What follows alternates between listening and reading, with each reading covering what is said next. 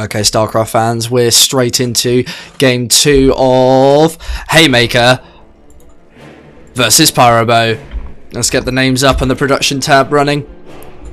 So in the first game we saw Pyrobow going for this early drone scout, which he's going for again. We saw him go for a very early gas and a very early pull, tried to kill his Terran opponents by rushing some lings when he had just finished the second expand. We saw that do some substantial damage. He managed to clean up the Terran's army twice, but just didn't capitalise on his advantage and spend his money on the idle lava. Let's see if he can improve that in this second game here. Haymaker going for gas first. Nope, supply depot into gas, and then probably as soon as this is finished up we'll see the barracks plonk down. So kind of standard again for Haymaker. Pyrobow getting a drone into his opponent's base, see if there's anything cheeky going on. I said in the last match that this isn't really needed in a Zerg versus Terran match, because the Terran player can't physically produce any army units faster than you so long as you go for a 14 pull, or a pull first in this case. So I think the drone scout is just lost mining time that you could otherwise have, maybe an even earlier pull if you wanted to, or an earlier roach warren. I think it's just delaying you a little bit. Haymaker plonking down a second barracks, still looking fairly standard, still producing SCVs, staying on top of his macro game here. I'd really like to see, as soon as the Zerg hits 300 resources, a drone sort of head towards this low ground and start building a hatchery. Maybe this one that's just come back from the drone scout would go there. Doesn't look like it. It looks like we're just going to see a lot of lings on the production like last game. I'd like to see metabolic boost come down as well as soon as we got 100 gas here. Got a tech lab coming out on the first barracks here, so I think Haymaker's going to go for the same kind of tactic again. Engineering bay, maybe go for a +1/+1 Marine Marauder medevac. He has unfortunately got this SCV trapped on the outside here, but he can lower this depot and move him back in if he wanted to. If Pyrobow is paying attention to this, he will run the lings up, see nothing. He might be able to get this SCV if he runs them up. He is just going to kind of sit them here, and I'm not really too sure about the decision, because you can just park an overlord on here and have the same information really. Why not just run these lings up? You're only 2.5 minutes in, so your opponent's either just going to be starting his expand, or looking to start his expand, or he's not really going to have a lot here. Yeah, so Pyrobow's just going to look around here for the SCV that isn't here at all. Haymaker is just going for solid marine production into Stimpack as well on that tech lab. Does have some high ground vision here, so he can shoot the Zerglings. He knows at least one of them's here. Closes up the depot in a response.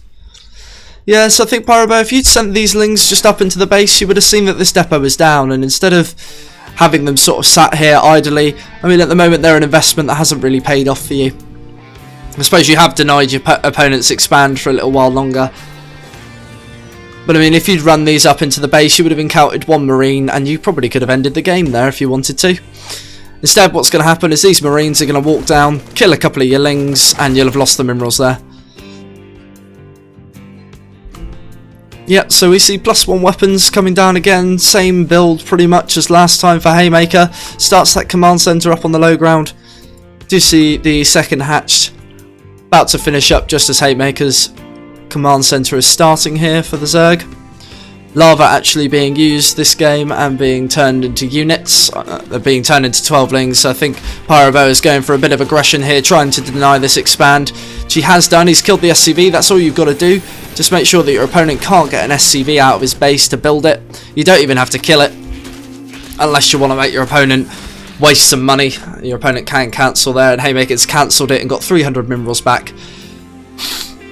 Problem Haymaker has at the minute is he wants this expand and Pyrobow is denying it. So what do you do in the position of the Terran player here? Kind of what Haymaker's doing. You just throw down a starport, a couple more barracks, make sure that your money is being spent on something that can help you. In this case, it is going to be the barracks starport, and you're going to want to start building some units, some army units to try and clear out these Zerglings down here. I like to see possibly, yep, this factory is producing a siege tank, and if this siege tank gets rallied over here on the high ground, you can have your marine and marauders walk down this ramp with your siege tank battering these lings. What do you do as a Zerg player in this position when you've got your Terran opponent contained into one base? Personally, I would probably be popping down spore crawlers at about the 4-minute, well, normally it would be the 4-minute mark, in this case it's the 5-minute mark. Just so that if my opponent does produce a medevac and sends 8 marines across the map to try and kill me, I've got something to defend. I'm adding on maybe 2 queens per base, so maybe an extra queen than what Pyrobow has at this point, and I'm teching into exactly what Pyrobow is doing. Well, not quite. I'm going for roach speed, +1 missile, and a double evo with +1 missile, +1 carapace. Pyrobow has managed to sneak the lings into the base here, I like that a lot. He's getting some use out of the lings, getting some worker kills. Don't know how many that was there, about 10 or 12 there. He's managed to kill 2 in the gas and 10 hit. Oh no, not quite. Not quite, maybe not.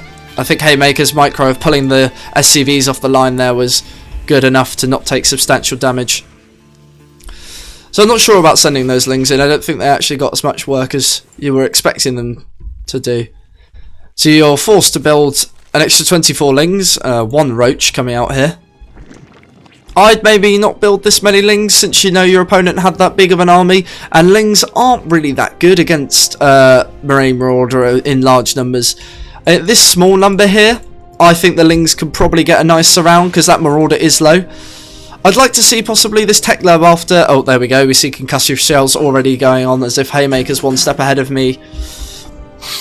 As soon as the Marauders get concussive shells, I think this ling harass is going to be shut down. But for now, Pyrobow is going to get another deny on this expand, and that's going to really hurt for Haymaker. At this point, the Zerg player can probably get 8 drones, well, possibly saturate his second base, go for a 3rd expand. If he wanted to, he could allow the Terran to have that expand and then just go straight into army production. Let's have a look at the tabs here. Zerg is definitely ahead in army supply. He's not so far ahead in the worker supply, but I don't think this is going to really reflect in the income tab too well.